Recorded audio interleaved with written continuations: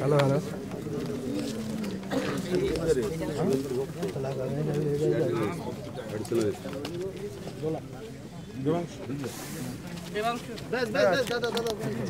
দাদা থানায় এলেন, আইসির সঙ্গে দেখা করলেন, কারণ নন্দীগ্রামে 7 নম্বর জলপাইতে যেভাবে তৃণমূল কংগ্রেসের পরিবারের বিষ্ণুপদ মণ্ডলকে বিভৎসভাবে খুন করেছে বিজেপির গুন্ডারা, এবং সেই গ্রামে আমরা তো গেছিলাম মাননীয় মুখ্যমন্ত্রী মমতা বন্দ্যোপাধ্যায়ের নেতৃত্বে, সাংসদ দোলা সেন, দেবাংশু ভট্টাচার্য, আমি এবং জেলার নেতৃত্ব আমরা ওখানে গেছিলাম। ওই পরিবারের পাশে দাঁড়ানোর জন্য যা যা করণীয় মুখ্যমন্ত্রীর বার্তা তাদের জানিয়েছি, এবং যা যা করণীয় তা করা হচ্ছে। পাশাপাশি এলাকায় বেশ কিছু ক্ষোভ আছে, পুলিশের একাংশের বিরুদ্ধেও ক্ষোভ আছে। বারবার হুমকি আসার পর বা বারবার ওই পরিবার টার্গেট হওয়ার পর কেন যথাযথ ব্যবস্থা হয়নি, এবং অভিযোগ হচ্ছে পুলিশের পুলিশের একাংশ তারা অতীতের সিপিএম এখনকার বিজেপি বুকে নিয়ে চলেন, ফলে তাদের কিছু আচরণে মানুষ হ্যারাস হচ্ছেন এবং সরকারের ভাবমূর্তি ক্ষুণ্ণ হচ্ছে, মানুষ বিরক্ত হচ্ছে। তো সেগুলো শুনে আমরা নির্দিষ্ট কিছু পয়েন্ট নিয়ে আমরা থানায় এসেছিলাম। প্রথম কথা হচ্ছে, কেন তাড়াহুড়ো করে এই যে আজকে সকালে বিরোধী দলনেতা এটা বলার সুযোগ পেলেন যে দুটো একই ঘটনায় দুটো এফআইআর হলো কি করে। আমাদের অভিযোগ হচ্ছে পুলিশ হয় চূড়ান্ত গাফিলতি অথবা ইচ্ছাকৃত ভুলে এই ধরনের কথাগুলো বলার সুযোগ করে দেওয়া হচ্ছে। পুলিশ সেদিন রাতে যখন বিষ্ণুপদকে নিয়ে যাওয়া হয়েছে তমলুক হাসপাতালে, আর গুরুপদর হাত কেটে গেছে, তার চিকিৎসা চলছে এখানকার হসপিটালে, তখন পুলিশ সুয়োমোটো গুরুপদ স্ত্রীকে তুলে এনে এফআইআর করিয়েছে। গ্রাম্য বধূ পরিবারের উপর অত বড় অ্যাটাক হয়েছে, মানসিক অস্থিরতা, তিনি তখন বলার কি অবস্থায় আছেন, তাকে দিয়ে একটা কিছু সই করানো হয়েছে। এটা নিয়ে আমাদের তীব্র আপত্তি আছে।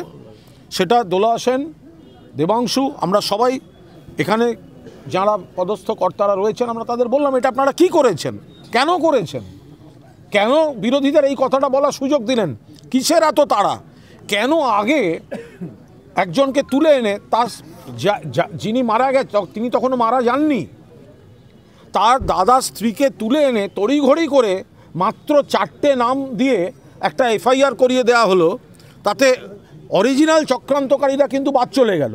তাহলে পুলিশ এই সুয়োমোটোর নামে এই তদন্তটাকে ডায়ালুট করে প্রকৃত হামলা এবং ষড়যন্ত্রীদের বাদ দেওয়ার এই খেলাটা নন্দীগ্রাম থানা থেকে হলো কেন?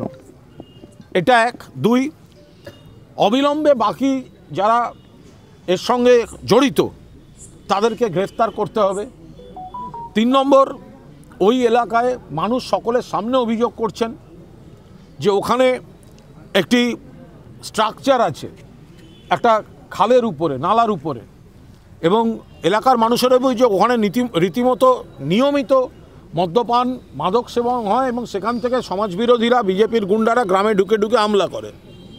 আমাদের পরিষ্কার বক্তব্য যে ওটা যদি বৈধ হয় তাহলে বৈধ দোকান হলে বৈধ চলুক, সেখানে কেন এইসব অসামাজিক কাজকর্ম হয়? আর যদি অবৈধ হয় 24 ঘন্টার মধ্যে লোক পাঠিয়ে ভেঙে চুরমার করে দিন, যদি অবৈধ হয়। তাও ওই অভিযোগ খাটে না। গুরুপদর উপরে যে অ্যাটাক হয়েছে সেটা তো জেনুইন, এখনও তার হাতটা কাটা। তাহলে গুরুপদর স্ত্রী তার জন্য এফআইআর করেছেন, হ্যাঁ, আর বিষ্ণুপদ মারা গেছেন তার 2 ঘন্টা পরে, তাহলে বিষ্ণুপদ স্ত্রীর পরের দিন তার জন্য এফআইআর করেছেন। ফলে এটা নিয়ে অত টেনশনের কিছু নেই, ওটা নিয়ে যে খুব নাচছে যে দুটো এফআইআর কেন, অত চিন্তার ওর কিছু নেই। এই যেটা বলছেন দুটো এফআইআর, তো দুটো এফআইআরের প্রথম কথা হচ্ছে থানা এই কাজটি এত তড়িঘড়ি করে এই সুয়োমোটো কেন করতে গেল। আর 2 নম্বর হচ্ছে গুরুপদ স্ত্রীর এফআইআর যদি ধরা হয় কে কে হামলা করেছে, তাহলে সেটা গুরুপদর অ্যাটাকের উপর, আর বিষ্ণুপদ যে মারা গেছে তার স্ত্রীকে দিয়ে যে এফআইআর, তার স্ত্রীর যে এফআইআর, তাহলে সেটা খুনের মামলার সঙ্গে।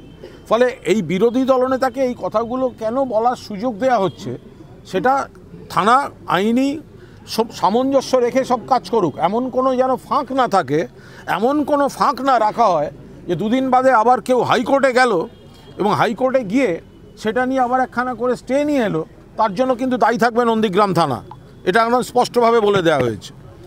তুই হচ্ছে একজন সিভিক ভলেন্টিয়ার, সক্রিয়ভাবে বিজেপি করে বেড়াচ্ছে এবং ওই এলাকার মিছিল করছে, ওই এলাকার মিটিং করছে, মিছিল করছে, পুলিশের পরিচয় দিয়ে লোককে থ্রেট করছে, তাকে পুরোপুরি নন্দীগ্রাম থানায় ক্লোজ করতে হবে। পুলিশের ত্রিসীমানায় তাকে দেখতে যাই না, সেটা ওনারা এগ্রি করেছেন, করা হচ্ছে। তিনি বিজেপি করছেন বলে না, তার দলীয় কাজ করতে পারে না সিভি, সেই জন্য না না, মানে অন্য কোনো যে কোনো রাজনৈতিক মিছিলে গেলেই তার ক্ষেত্রে এটা হওয়া উচিত। আর একটা বিষয় হচ্ছে যে একটা অভিযোগ এসছে যে গুরুপদ মণ্ডলের স্ত্রীকে পুলিশ সুমোটো তুলে এনে রাত্রেবেলা যে এফআইআর করাতে গেছিল গ্রাম্য বধূ, তাকে কিছু বলা হয়েছে, তাতে তিনি সই করেছেন। এবার যিনি বয়ানটা লিখেছেন যে তিনি তার কাছ থেকে সেই রাতেই টাকা চেয়েছেন, তিনি পুলিশ নন, কিন্তু তিনি, আমরা সেটা খতিয়ে দেখলাম, থানায় ডেকে পাঠানো হয়েছিল, বাট তিনি পুলিশ নন, পুলিশ কর্মী নন, স্থানীয় অন্য কোনো ব্যক্তি, যিনি যাকে পুলিশই ডেকে এনেছিল এবং তিনি এই এফআইআর লিখে দেওয়ার নাম করে তার কাছ থেকে টাকা চেয়েছেন। আমরা বলেছি যে এটা আনফরচুনেট যে একটা এত বড় কেসে যে একজন একটা এফআইআর লিখতে বাইরের থেকে লোক ডেকে এনে দিতে হচ্ছে এবং সেই আক্রান্ত বা পরিবারের মহিলার কাছ থেকে টাকা চাইছে। অবিলম্বে মহিলার স্টেটমেন্ট নিয়ে রেকর্ড করে যিনি এই টাকা চেয়েছেন তার বিরুদ্ধে আইনি প্রসিডিংস শুরু করতে হবে। আর ওই এলাকায় যেহেতু এই পরিবারের উপর আগেও অ্যাটাক হয়েছে, যথাযথ ব্যবস্থা হয়নি এবং সেদিনও থ্রেট করেছে শ্মশানে, ফলে ওখানে পুরোদস্তুর যথাযথ জায়গায় ক্যাম্প চাই এবং ক্যাম্পে পর্যাপ্ত পুলিশ রাখতে হবে। আর একটা মারাত্মক অভিযোগ, যখন আমরা বেরোচ্ছি বহু মহিলা এবং পুরুষ আমাদের দাঁড় করিয়ে অভিযোগ করেন যে শুধু খুন করা নয়, দাহ করে ফেরার সময় হুমকি দিয়েছে বিজেপি, যারা দাহ করতে গেছিল পরের লাশটা তাদের মধ্যে থেকে পড়বে।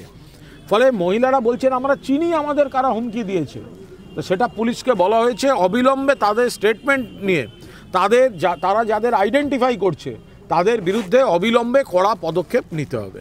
এখানে সেই বিষয় শুভেন্দু অধিকারী এখানে দাবি করছেন যে এটা কোনো রাজনৈতিক মার্ডার নয়, এটা পারিবারিক। এটা সম্পূর্ণ রাজনৈতিক।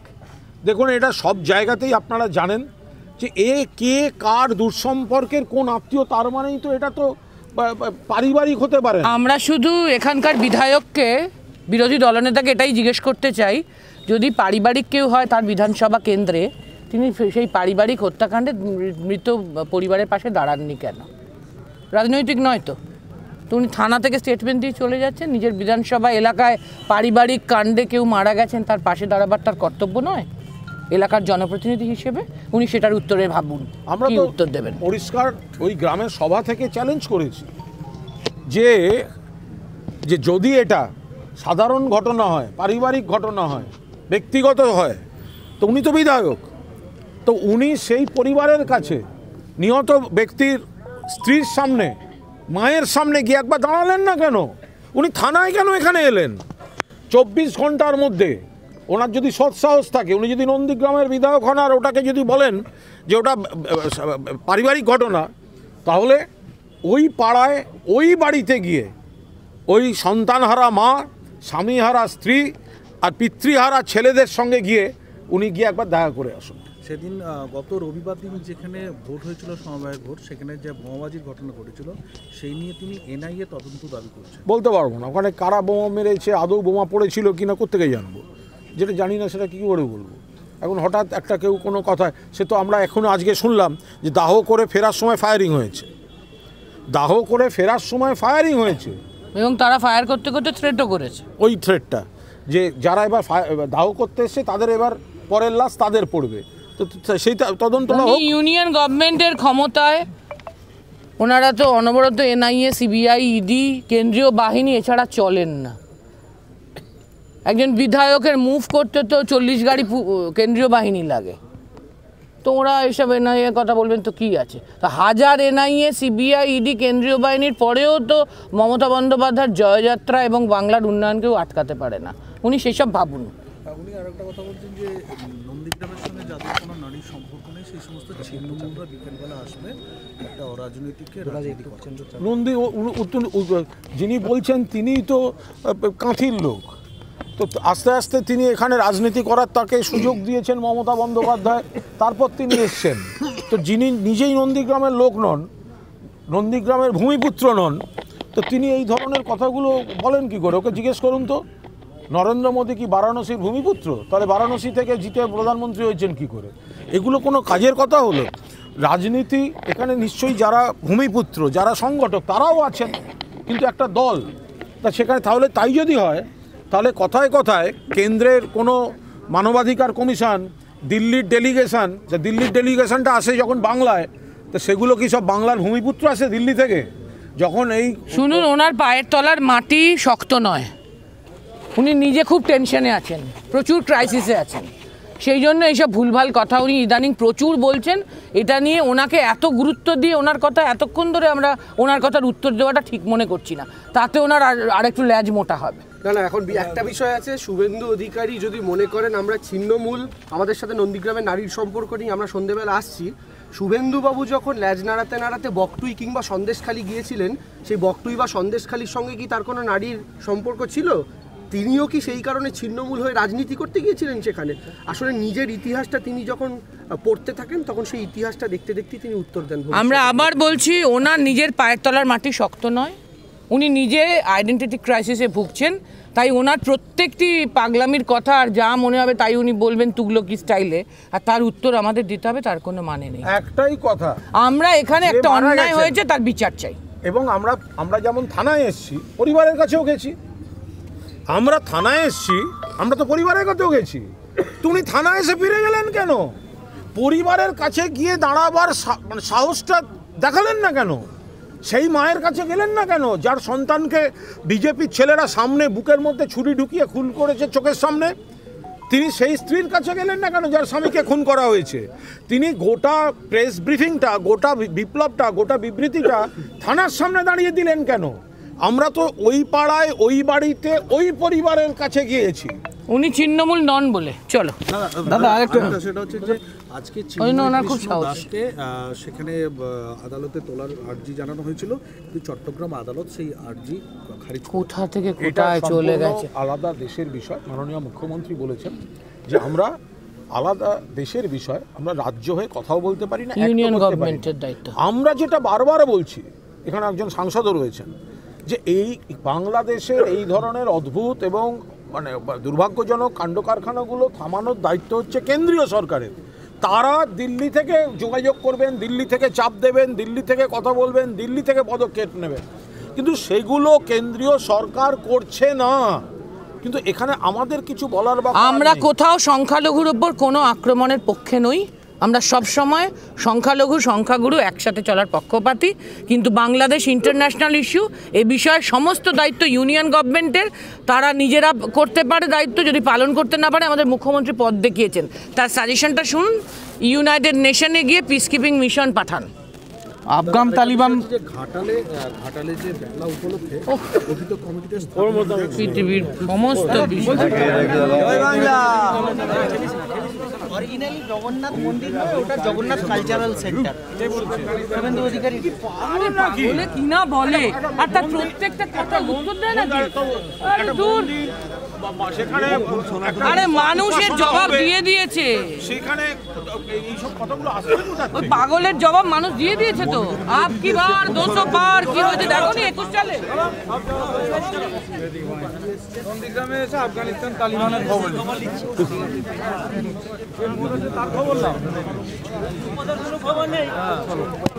বারবার বলছি বাংলাদেশে দুর্ভাগ্যজনক ঘটনা ঘটছে, কিন্তু মুখ্যমন্ত্রী পরিষ্কার করে বলেছেন বাংলাদেশ আলাদা দেশ, আমরা একটা রাজ্য। ফলে এখানে দাঁড়িয়ে আমরা ওখানে কিছু বলতেও পারি না, আমাদের কিছু করণীয়ও নেই। যা করণীয় এবং দায়িত্ব সেটা কেন্দ্রীয় সরকারের।